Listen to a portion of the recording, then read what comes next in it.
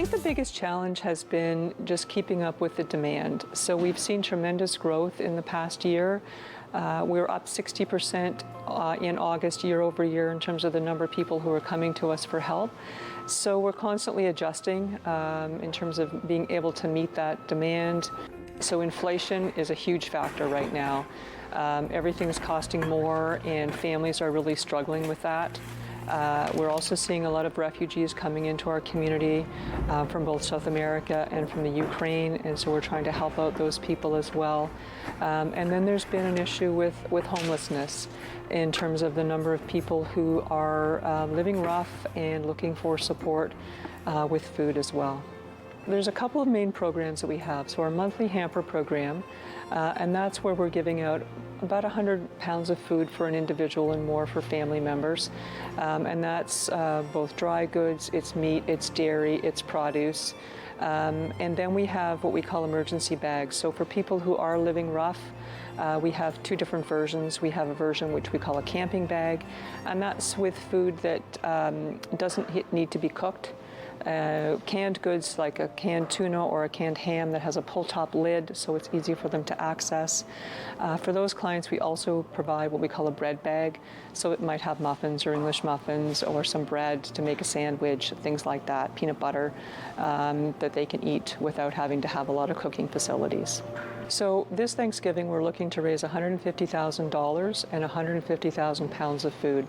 That's an all-time high in terms of our objectives, but with the rising costs of food and with the rising demand, we're trying to prepare ourselves for the fall and for the winter.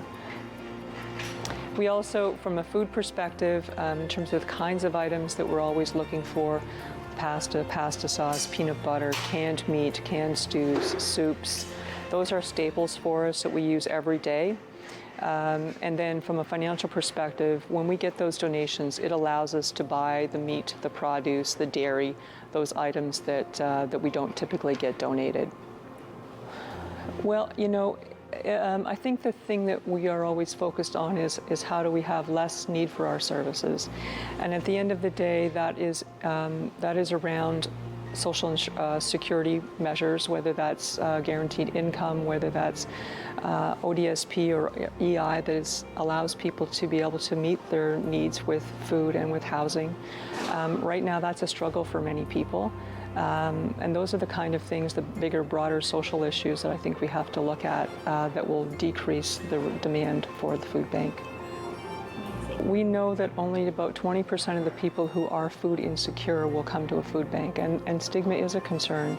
But I think what they find when they come here that their worries were not founded. So we try to make it very easy. There's minimal requirements to come here. We're looking for people who live in the city of Barrie or Innisfil, proof of residence in our community, and some sort of photo ID. And we look for that for the family members as well, so we know how many children are living in the household, etc. But beyond that, it's really just we are here to help, and we will help in any way we can to meet those needs. We have a wonderful team, and we're welcoming, and so I encourage anybody who is looking for food support, needs food support, to come and meet us.